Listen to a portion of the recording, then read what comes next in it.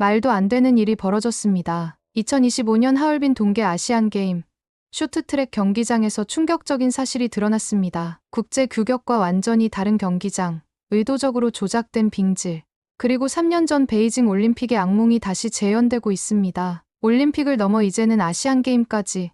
중국의 스포츠 조작은 어디까지 이어질까요? 프랑스 스포츠 전문 기자의 충격적인 현장 르포를 긴급 번역해서 전해드립니다. 도대체 하얼빈 빙상장에서 무슨 일이 벌어지고 있는 걸까요? 오늘의 사연, 바로 시작합니다. 잠깐만요. 1초면 가능한 좋아요 버튼을 눌러주시면 영상 제작에 큰 힘이 됩니다. 저는 파리의 스포츠 전문지 레퀴프에서 15년째 동계 스포츠를 취재하고 있는 에밀리 콜린스입니다. 특히 피겨스케이팅과 쇼트트랙을 전문으로 다뤄왔죠. 아시아의 빙상 스포츠를 취재하면서 느낀 건 이곳에선 항상 뭔가 특별한 일들이 벌어진다는 거였어요. 그 중에서도 가장 잊을 수 없는 건 3년 전 2022년 베이징 동계올림픽에서 있었던 일이었습니다. 당시 저는 중국의 스포츠 경기 운영 방식에 대해 의문을 제기하는 기사를 썼다가 큰 곤란을 겪었거든요. 심판 판정에 대한 의혹을 제기했을 뿐인데 중국 당국은 저희 모든 취재 활동을 감시하기 시작했답니다. 그래서일까요?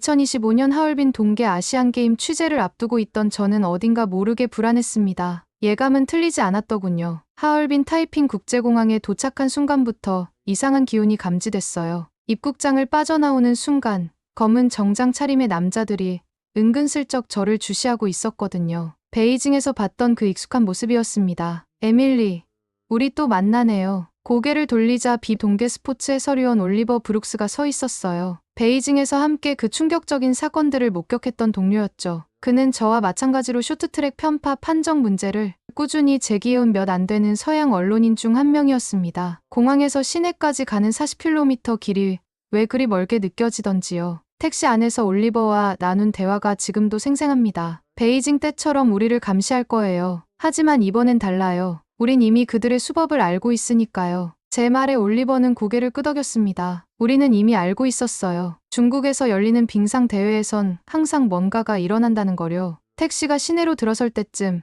올리버가 흥미로운 정보를 하나 들려줬습니다. 경기장 빙면에 대한 소문 들었어요. 국제규격과 뭔가 다르다더군요. 그 말을 듣는 순간 베이징에서 목격했던 장면들이 스쳐 지나갔습니다. 의심스러운 판정으로 실격당하는 선수들, 설명할 수 없는 빙면 상태, 그리고 그 모든 것을 둘러싼 베일에 가려진 진실들, 하얼빈에서 우리를 기다리고 있을 진실이 궁금해지기 시작했어요. 이번에야말로 모든 것을 밝혀낼 수 있을까요? 택시 창문에 맺힌 서리를 닦아내며 생각했습니다. 경기장에 들어서는 순간 이상한 느낌이 들었습니다. 15년간 빙상 경기를 취재해온 제 직감이 뭔가 잘못됐다고 말하고 있었죠. 올리버가 제 생각을 읽기라도 한 듯 작은 목소리로 속삭였습니다. 뭔가 크기가 좀 이상하지 않나요? 맞았어요. 국제빙상경기연맹이 정한 규격은 가로 60m, 세로 30m인데 이곳은 뭔가 달라 보였습니다. 특히 직선 구간의 폭이 7m는 되어야 하는데 눈으로 봐도 그보다 좁아 보였죠. 하지만 진짜 문제는 빙질이었어요. 한국 대표팀의 공식 훈련이 시작되고 얼마 지나지 않아 충격적인 장면을 목격했거든요. 가장 기대를 모았던 선수 중 한 명이 코너링 도중 미끄러져 펜스에 강하게 부딪혔습니다. 그것은 시작에 불과했죠. 이런 빙질은 처음이에요. 한국 대표팀의 베테랑 코치가 한 말이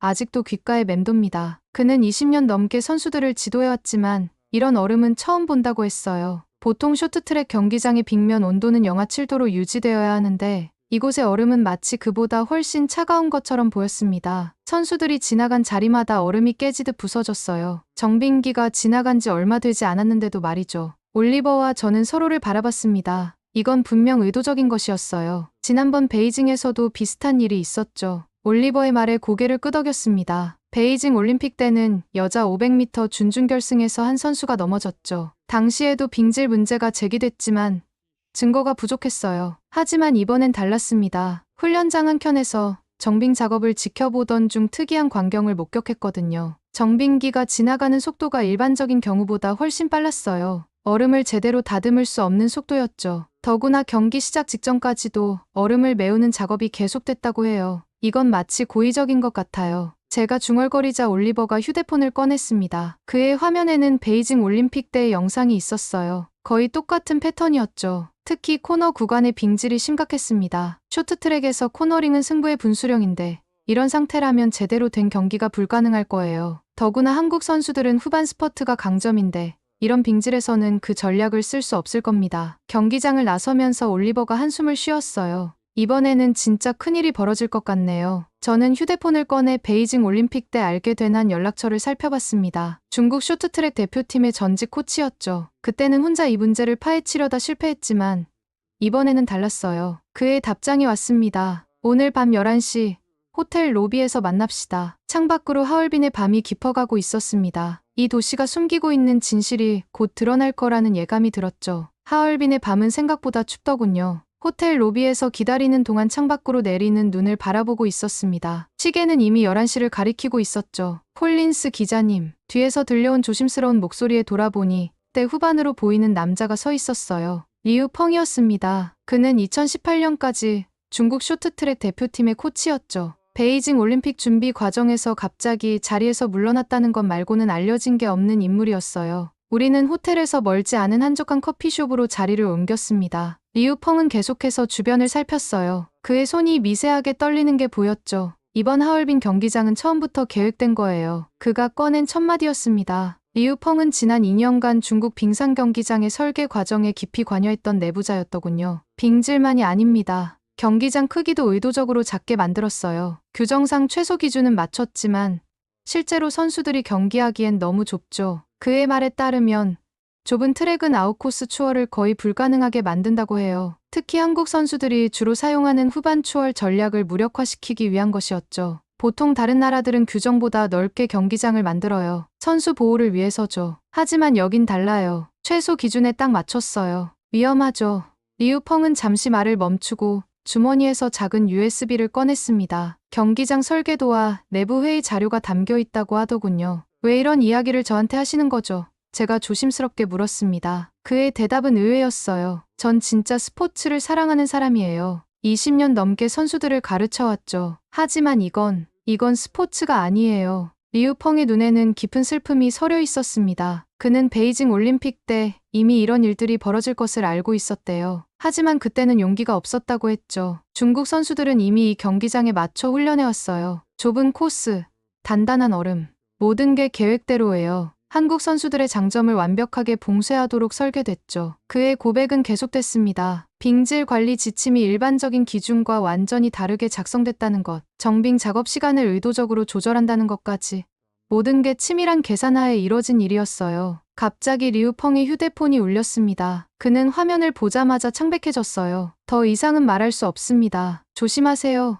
콜린스 기자님, 당신도 이미 그들의 감시 대상이에요. 리우 펑은 서둘러 자리를 떴습니다. 제 손에는 그가 남긴 USB가 있었죠. 카페를 나서는 순간 멀리서 검은 양복을 입은 남자들이 보였어요. 호텔로 돌아온 저는 올리버에게 현재 상황이 우리가 생각한 것보다 훨씬 심각하다고 연락을 했습니다. 베이징 올림픽의 기억이 다시 떠올랐습니다. 남자 1000m 준결승에서 있었던 그 충격적인 판정들, 혼성 계주에서 중국 선수들의 반칙이 묵인됐던 순간들, 그리고 지금 하얼빈에서 비슷한 상황이 벌어지고 있었죠. 이번에도 심판진 구성이 수상해요. 올리버의 말에 고개를 끄덕였습니다. 국제대회의 심판은 보통 다양한 국적으로 구성되는 게 일반적인데 이번 대회는 그렇지 않았거든요. 한국 대표팀의 훈련을 지켜보면서 더 분명해졌습니다. 선수들은 좁은 링크에서도 최선을 다해 적응하려 노력했지만 이 환경에서는 그들의 장기인 아웃코스 추월이 거의 불가능해 보였어요. 특히 중국 선수들의 훈련 모습이 눈에 띄었습니다. 그들은 레이스 중반부터 집단으로 몰려다니며 인코스를 차단하는 전술을 집중적으로 연습하고 있었어요. 베이징에서 봤던 것과 똑같은 전략이었죠. 이건 명백한 반칙이에요. 올리버가 지적한 대로였습니다. 국제빙상연맹의 규정상 고의적인 진로 방해는 엄연한 반칙이에요. 하지만 베이징 올림픽에서 우리는 이런 반칙들이 어떻게 묵인되는지 이미 봤었죠. 중국 대표팀의 전략은 분명했습니다. 좁은 경기장을 최대한 활용해 한국 선수들의 추월을 막는 것. 여기에 빙질 문제까지 더해지면 정상적인 경기 운영이 어려울 게 뻔했어요. 올리버, 우리가 할 수 있는 일이 뭘까요? 있는 그대로를 보도하는 것뿐이겠죠. 증거는 우리 눈앞에 다 있으니까요. 맞았습니다. 비정상적인 경기장 크기, 의도적으로 조작된 듯한 빙질, 그리고 중국 선수들의 집단 주행 전술까지 모든 정황이 불공정한 경기 운영을 가리키고 있었어요. 창밖으로는 하얼빈의 찬바람이 불어오고 있었습니다. 이제 우리가 할 수 있는 건 진실을 기록하는 것뿐이었죠. 스포츠의 공정성을 위해서라도 이번만큼은 모든 것을 제대로 보도해야 했으니까요. 2000m 혼성 계주 결승전이 시작되기 전 경기장은 이미 관중들의 열기로 가득 찼습니다. 한국 대표팀은 박지원, 김태성, 최민정, 김길리 선수가 출전했습니다. 그들의 표정에서는 어떤 긴장감도 느껴지지 않았죠. 오히려 이런 상황에 익숙한 듯 보였어요. 중국 대표팀을 보세요. 올리버의 말에 시선을 돌렸습니다. 중국의 린샤오진과 판커신을 비롯한 선수들이 특별한 눈빛을 교환하고 있었어요. 그들은 분명 무언가를 계획하고 있었죠. 경기가 시작되자마자 예상했던 일이 벌어졌습니다. 중국 선수들은 레이스 초반부터 집단으로 움직이며 한국 선수들의 진로를 차단하기 시작했어요. 관중석에서는 환호성이 터져나왔지만 취재석에 우리는 모두 숨을 죽이고 지켜보고 있었죠. 저건 명백한 반칙인데 올리버의 중얼거림이 들렸습니다. 하지만 심판들은 아무런 조치도 취하지 않았어요. 베이징에서 봤던 그 장면이 다시 펼쳐지는 것만 같았습니다. 중반부까지 한국과 중국의 치열한 선두 다툼이 이어졌어요. 그때였습니다. 김길리 선수가 절묘한 타이밍에 인코스 초월을 시도했죠. 하지만 중국 선수와 접촉이 일어났고 순간 관중석에서 야유가 터져나왔습니다. 심판의 판정을 기다리는 순간 경기장 전체가 얼어붙은 것 같았어요. 다행히 이번에는 반칙 선언이 없었지만 한국 대표팀의 작전에 제동이 걸린 건 분명했습니다. 그리고 마지막 두 바퀴 아무도 예상하지 못한 순간이 찾아왔어요. 중국의 마지막 주자 린샤오진이 코너를 돌다가 중심을 잃었습니다. 그가 넘어지는 순간 경기장은 순식간에 침묵에 빠졌죠. 우리가 계속 지적했던 빙질 문제가 결국 중국 선수의 발목을 잡은 겁니다. 한국 대표팀은 놀라운 기록으로 금메달을 획득했습니다. 카자흐스탄이 은메달, 일본이 동메달을 차지했죠. 시상대에 오른 한국 선수들의 표정에서는 안도감이 느껴졌어요. 아이러니하네요. 올리버의 말에 고개를 끄덕였습니다. 중국이 준비한 함정이 결국 자신들의 발목을 잡은 거였으니까요. 하지만 이것으로 끝난 게 아니었습니다. 남자 500m 결선에서는 또다시 중국 선수들의 수상한 움직임이 포착됐거든요. 그들은 서로를 밀어주듯 달리고 있었어요. 하얼빈 시내의 작은 호텔 방에서 노트북을 펼쳤습니다. 창밖으로는 여전히 눈이 내리고 있었죠. 경기가 끝난 지 하루가 지났지만 전날의 충격적인 장면들이 계속해서 머릿속을 맴돌았어요. 에밀리, 방송 보셨나요? 올리버가 보낸 메시지였습니다. 그의 해설이 사람들 사이에서 화제가 되고 있다고 하더군요. 특히 베이징 올림픽 때와의 유사점을 지적한 부분이 큰 반향을 일으켰답니다. 화면을 넘기며 각국 언론사들의 반응을 살펴보았어요. 모두가 2022년 베이징 동계올림픽을 떠올리고 있었습니다. 그때 남자 1000m 준결승에서 있었던 의심스러운 판정들, 혼성 계주에서의 논란, 이번 하얼빈의 사건이 그때의 기억을 다시 되살린 거죠. 이건 단순한 우연이 아니에요. 전화기 너머로 올리버의 목소리가 들려왔습니다. 그도 지금 기사를 쓰고 있다고 하더군요. 특히 경기장의 빙질 문제와 좁은 트랙 설계가 어떻게 선수들의 경기력에 영향을 미쳤는지 상세히 다루고 있었어요. 유로스포츠의 한 기자가 보내온 메시지도 눈에 띄었습니다. 2021년 중국 수영선수단의 도핑 스캔들을 언급하면서 중국의 스포츠 윤리 의식에 대해 우려를 표현했더군요. 당시 23명의 선수가 금지 약물 양성 반응을 보였음에도 불구하고 중국은 그저 식품 오염 탓을 했다는 것이었죠. 창밖을 바라보며 한숨을 쉬었습니다. 지금쯤 파리의 레퀴프 편집실에서는 제 기사를 검토하고 있을 거예요. 빙질 문제부터 시작해 경기장 규격, 그리고 이전 베이징 올림픽과의 연관성까지 최대한 객관적 사실에 근거해 작성했지만 이 모든 정황들이 가리키는 방향은 너무나 명확했거든요. 다음은 어떻게 될까요? 올리버의 질문에 잠시 생각에 잠겼습니다. 아직 국제빙상경기연맹은 공식 입장을 내놓지 않은 상태였어요. 중국 측의 반응도 없었고요. 하지만 이미 세계의 이목은 이곳 하얼빈을 주목하고 있었습니다. 노트북 화면에는 계속해서 새로운 기사들이 올라오고 있었어요. 대부분이 의문을 제기하는 내용이었죠. 특히 베이징 올림픽 때부터 이어져 온 중국의 경기 운영 방식에 대한 비판적인 시각이 줄을 이뤘습니다. 마지막 문장을 타이핑하며 잠시 멈칫했습니다. 베이징에서는 혼자였지만 이번에는 달랐어요. 우리가 목격한 진실이 이제는 전 세계 언론을 통해 서서히 드러나고 있었으니까요.